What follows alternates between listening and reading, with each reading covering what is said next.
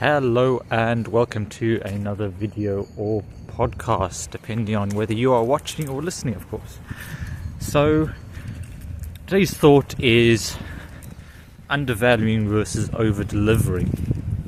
Now, if you've been running a forest school or bushcraft practice for any amount of time and you've got your name out of there, chances are you've been approached. And while you may have kind of your base rate nailed down, I've done enough videos that I should really have a good base rate on that. But sometimes they're just unusual enough and different enough from your normal sessions that you run that coming up with a price is a little more difficult. And now this may be because they are customers of yours who are asking for a slightly different session. And of course you want to make the most of the opportunity, but you also want to help the person and you want it to be available to them. And so the line of questioning often is, well, how cheap can I make it? If they have sent me an email going, hey, I'd like you to run this kind of session on this kind of day, on this day, what's your rate for doing this? And that's a difficult question because you don't want to scare them off by giving them something too high, and you want to keep their business. But this can land you in hot water and with regrets often. And I've found myself at that point often where I have priced up a session and I thought, yeah, this is just on the edge of what I can do. I'd like the people I know, I want to do good, and I want to run a session for them. Let me price it this. And then once it's come down to the actual work, I've gone, you know what? This is probably worth 50% to 100% more than they paid for, if not more than that, much more than that. And it's difficult because you then work hard, and even though you enjoyed the session and everything else, it can leave you with a kind of feeling like, I don't know, like it wasn't quite worth it financially, thinking of it completely from a business point of view.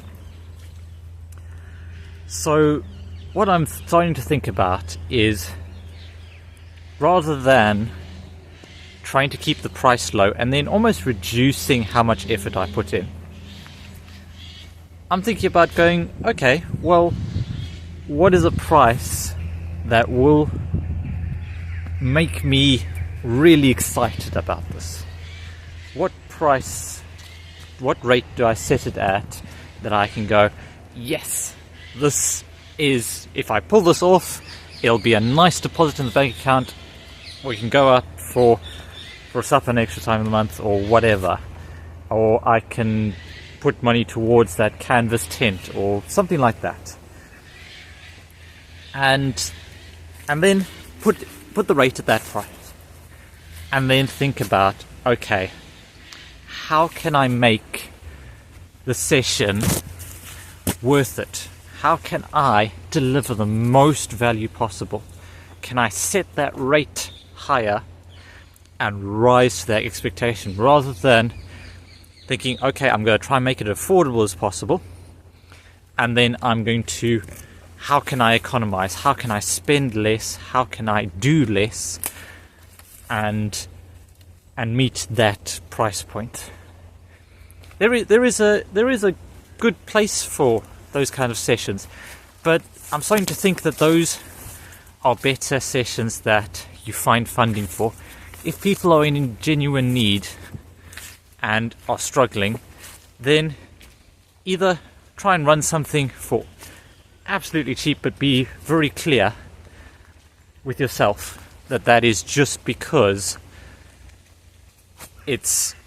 you are doing it because they don't have the money and you're doing it as a charitable act. Get some funding for it, or get some funding for it. So those are your two options there. But if you're going to run a session, and if people are approaching you, chances are they've already got a bit of a budget out. And this is also a message for those who are looking to engage the services of a forest school leader. If they give you a price, rather than just blanking them or something, or just going, oh no, kind of dig in a bit. You might be surprised at what it includes.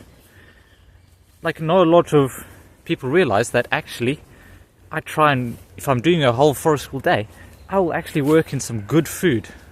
I'll spend a decent amount and I'll get some good food in, so you'll get fed. There'll be tea, coffee, biscuits, all sorts of things, something that maybe you hadn't realized. Or I'm supplying enough tools so that everyone can have a tool and we can have multiple people working at the same time.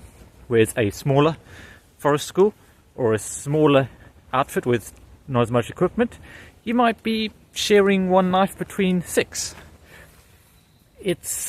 There are hidden costs that you don't realize and hidden value. And that's where I'm getting at, is that we need to be looking at the value equation. How can we create more value to meet that price? Set your prices high and rise to meet them. Don't undercut yourself and then lower yourself to the bottom. It's a tricky topic though. What our pay expectations are and how much we should charge, it's always going to be tricky because we love what we do and we want as many people to benefit as possible. But there doesn't seem to be a benchmark. There doesn't seem to be anything out there that tells you, okay, forest school leader with this amount of experience should be worth roughly this amount. I mean, we don't even like talking about it amongst ourselves or with friends. I've got colleagues that I've known for ages and I still shy away from asking them directly, which is why I've set up a big survey. I've set up a survey. It's got a couple of questions, and it's just all about figuring out where the industry is at. So I'll leave a link to that in the description, but the whole idea is I think that the outdoor industry is massively undervalued, and I don't think enough research has been done on that. And so, well, I thought if you want something done, do it yourself. And I've put together a survey. It should only take between 3 and 5 minutes, depending on how long it takes you to look up a few key numbers. And it would really help both those starting the profession, deciding whether forest schools and bushcraft is for them, and those who've been in there for a while. And I wanted to also open up the whole topic of pay and income and value in the outdoors. I want us to be able to use that as a springboard and go, okay, we are comparatively undervalued. How can we raise the standing of outdoors and the things we do and make people realize the importance of being out here and the skills and abilities and dispositions that we foster. So do check that out. Link down in the description. Do share it with as many people, as many responses as we can get. The bigger the data set, the more numbers we have, the better an idea we can have of the whole scope. So thank you so much for watching and listening. Remember to make the most of every day. See you all next time.